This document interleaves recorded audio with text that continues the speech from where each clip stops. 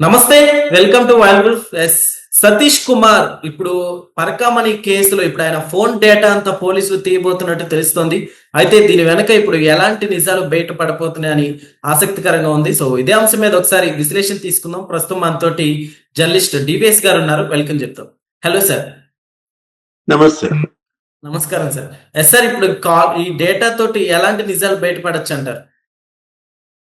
మాంత్రికుడి ప్రాణం చిలకలా ఉన్నట్టుగా ఇప్పుడు ఈ హంతకుల యొక్క గుట్టు మొత్తం ఫోన్లో ఉందా?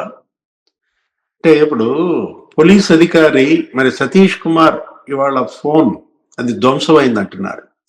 అంటే అతను రైల్లో నుంచి కింద పడ్డాడా, తోసేశారా, లేదు చైన్ లాగి అతన్ని ఈడ్చుకొచ్చి అక్కడ చంపారా, వాళ్లే బద్దలు కొట్టారా ఫోన్?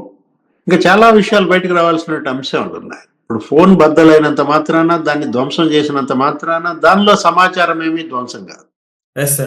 ఇవాళ సిడిఆర్ విశ్లేషణ, కాల్ డేటా రికార్డు కనుక బయటికి తీస్తే టవర్ లొకేషన్ల ఆధారంగా అసలు అక్కడికి ఇంకెవరెవరు వచ్చారు, ఎవరెవరు అతనితో కలిసి ప్రయాణించారు, అతనితో పాటు రైలు ఎవరెక్కారు, వాళ్ళ సీసీ ఫుటేజ్లు కూడా బయటకు వచ్చాయి. ఏంటి, అతను మరి 2 గంటల ముందే ఎందుకు బయలుదేరాడు? ఫోన్లో తెలుస్తుంది. ఏంటి, ఎవరన్నా అతని ముందే బయలుదేరమని చెప్పారా, మెసేజ్లు పంపారా? యాక్చువల్ గా ఆ రైలు రాయలసీమ ఎక్స్ప్రెస్ ఎన్నింటికి 1 గంట కనుకుంటారు, రాత్రి 1 గంటకి. అతను 11 గంటలకి ఎందుకు బయలుదేరాడు? 11:21కి మరి అతను అక్కడ ఏదో కేఫ్ దగ్గర టీ తాగాడు అంటున్నారు. ఒక 5 నిమిషాలు ఉన్నాడు అంటున్నారు. అతనితో పాటు ఇంకెవరన్నా ఉన్నారా? ఆయన కదలికలను ఎవరన్నా గమనించారా? అతనితో పాటు ఎవరన్నా ఫాలో అయ్యారా? ఇప్పుడు అక్కడ గుంతకల్ స్టేషన్ లో మరో బోగీలో నేరస్తులు ఎక్కారంటున్నారు. ఒక 13 మంది నేరస్తుల్ని గుర్తించారు, వాళ్ళను కూడా విచారిస్తున్నారు అంటున్నారు. అంటే ఇప్పుడు ఒకటి, అసలు అతని సీట్ నంబర్ 29, కానీ అతని బ్యాగ్ మరి సీట్ నంబర్ 11 దగ్గర ఉంది. 29లో ఉండాల్సిన బ్యాగ్ 11 దగ్గరికి ఎందుకు వచ్చింది? అంటే 11వ సీటు దగ్గర నిందితులు ఉన్నారా, హంతకులు ఉన్నారా? అక్కడికి అతన్ని పిలిపించుకున్నారా? అక్కడ ఏం జరిగింది? ఆ 11వ సీటు ఆ చుట్టుపక్కల ఉన్న వాళ్ళని విచారిస్తే గానీ వాస్తవాలు బయటికి రావు. ఇప్పుడు ఆ సీటు దగ్గర రక్తపు మరకలు ఉన్నాయంటున్నారు. బ్యాగ్ ఉండటమే కాదు, మరి మనం మీడియా కథనాలు కొన్ని కనుక చదివితే చూస్తే 11వ సీటు దగ్గర రక్తపు మరకలు యథార్థమేనా? ఎందుకంటే అక్కడ ఉన్నటువంటి మరి ఆ శానిటేషన్, ఆ శుభ్రం చేసే వాళ్ళని కూడా విచారించారంటున్నారు. ఇప్పటికి 2 సార్లు సీన్ రీకన్స్ట్రక్షన్ చేశారు. మొన్న అదే ఎక్స్ప్రెస్ లో 2 బొమ్మలతో సీన్ రీకన్స్ట్రక్షన్ చేశారు. అంటే ఒక బొమ్మ మామూలుగా కాలు జారి పడినట్టుగా 2 అడుగుల దూరంలోనూ ఏమో పడింది, ఇంకో బొమ్మ ఎవరో తోసినట్టుగా 17 అడుగుల దూరంలోనూ ఏమో పడింది. అంటే యాక్చువల్ గా ఈ బాడీ మరి 30 అడుగుల దూరంలో ఉందంటున్నారు. రైల్వే ట్రాక్ 30 అడుగుల దూరంలో ఉంటే నిన్న 2 బొమ్మలే కాదు, ఇవాళ మరి 3 బొమ్మలతో మళ్ళా రీకన్స్ట్రక్షన్ చేశారు. అంటే ఏంటి, ఆ రోజు ఎంత వేగంతో ఎక్స్ప్రెస్ వెళ్ళిందో అంత వేగంతో వెళ్తూ ఈ 3 బొమ్మలతో మరి జరిపిన సీన్ రీకన్స్ట్రక్షన్ కూడా నిన్నటి రిజల్ట్స్ వచ్చాయి. ఏంటి, 2 అడుగులు, 17 అడుగులు ఆ ప్రాంతాల్లో బొమ్మలు పడితే మరి 30 అడుగుల దూరానికి ఎలా వెళ్ళింది? మనం అంటోంది అదే. అసలు ఇప్పుడు ఆ ఫోన్ హంతకులే ధ్వంసం చేశారా, లేదు ఈ పడటం వల్ల అది ధ్వంసమైందా? ఇప్పుడు యాక్చువల్ గా 6వ తారీఖు ఆయన మొదటి విచారణకు వచ్చాడు. విచారణకు వచ్చినప్పుడు ఎవరెవరితో మాట్లాడాడు, దానికి ముందు రోజు ఎవరితో మాట్లాడాడు, తర్వాత ఎవరితో మాట్లాడాడు. ఇప్పుడు 2వ విచారణ నిన్న, ఏది 13వ తారీఖు బయలుదేరాడు.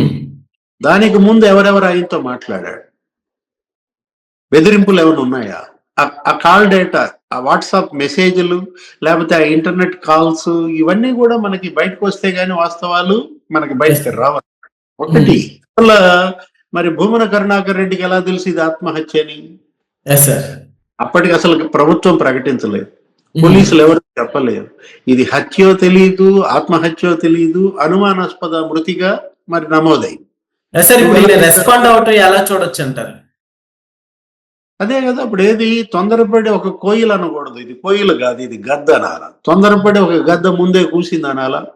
దీంట్లో ఇప్పుడు ఒకటి కుటుంబ సభ్యులు హత్య అంటుంటే భూమన కరుణాకర్ రెడ్డి ఆత్మహత్య అంటే దర్యాప్తును పక్కదారి పట్టించడం కోసం భూమన కరుణాకర్ రెడ్డి మరి ఆత్మహత్య అనేది తీసుకొచ్చాడా? Yes sir. ఇప్పుడు ఇవాళ ఈ కేసులో మరి ఒక సిఐ పాత్ర ఏర్పడతాను.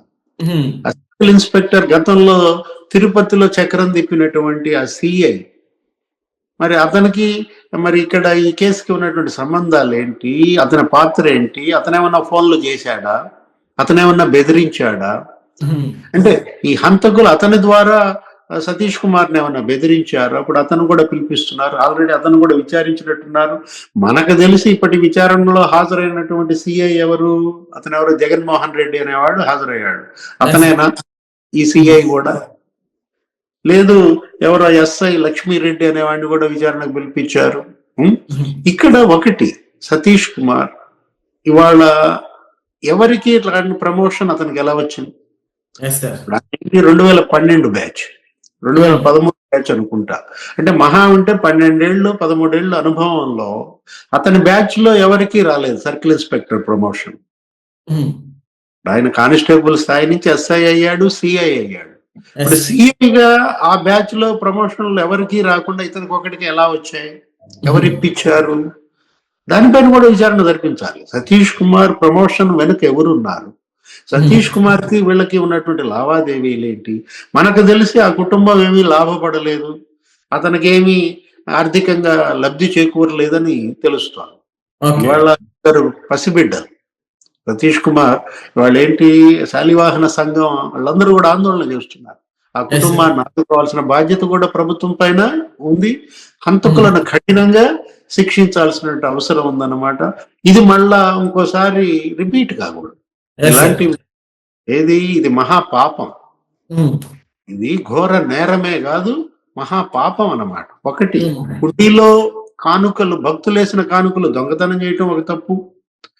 నెక్స్ట్ ఆ దొంగతనాన్ని పట్టుకున్నటువంటి పోలీస్ అధికారిని ఈ విధంగా మట్టు పెట్టడం మరొక పాపం అన్నమాట. ఇప్పుడు ఆ రవికుమార్ అతనికి వాళ్ళ రక్షణ కల్పించాలి, అతని కుటుంబ సభ్యులకు రక్షణ కల్పించాలి. ఇది ఫిర్యాదు చేసిన అతను ఎవరా జర్నలిస్ట్ మాచర్ల శ్రీనివాస్ ఉన్నాడు. అతను ఆల్రెడీ వెళ్ళాడు, ఏమని సతీష్ కుమారే ఇలా చనిపోతే నాకు భయం వేస్తోంది, నా ప్రాణాలకు కూడా ముప్పు ఉంది అంటున్నాడు. అతని ప్రాణాలను కాపాడాల్సిన బాధ్యత ప్రభుత్వం పైన. మరో హత్య జరగకుండానే హంతకుల్ని వాళ్ళు పట్టుకోవటం ఒక సవాల్ అన్నమాట. అందుకే హైకోర్టు కూడా ఈ వ్యాఖ్యలు చేసింది. ఏంటి, చాలా షాకింగ్ గా ఉంది మాకు. అసలు ఈ పరిస్థితి ఆంధ్రప్రదేశ్ లో మేము ఇదే చూస్తున్నాం. ఫిర్యాదుదారుల్ని కిడ్నాప్ చేయటం ఏంటి, ఫిర్యాదుదారుల్ని మరి అసలు ఇలా చంపడం ఏంటి? దీనిపైన అసలు ప్రభుత్వం ఇవాళ సీరియస్ గా తీసుకోవాలి. మరి డిఐజీ రవిశంకర్ అయ్యన్నారు కూడా ఈ కేసుని సిఐడికి ఇవ్వమని అడిగినట్టున్నారు. ఇప్పుడు తాడిపత్రి పోలీసుల నుంచి ఈ కేసు కనుక సిఐడికి వస్తే ఈ రోజు మరి మృతుడి కుటుంబ సభ్యులతో కూడా సిఐడి అధికారులు మాట్లాడతారంటున్నారు. ఎవరు, సతీష్ భార్య, మరి అతని తమ్ముడు, అన్నలతో కూడా మాట్లాడతారంటున్నారు. ఏదైనా సరే ఈ కేసులో హంతకులు, నిందితులు ఏ స్థాయిలో ఉన్నాళ్ళైనా వాళ్ళని కఠినంగా శిక్షించాలి. ఇది కోట్లాది భక్తుల డిమాండ్ అన్నమాట. ఇది కేవలం శాలివాహనుల డిమాండ్ మాత్రమే కాదు, మొత్తం ప్రపంచ వ్యాప్తంగా ఉన్నటువంటి తెలుగు ప్రజలందరి demand. Okay sir, thank you. నమస్తే.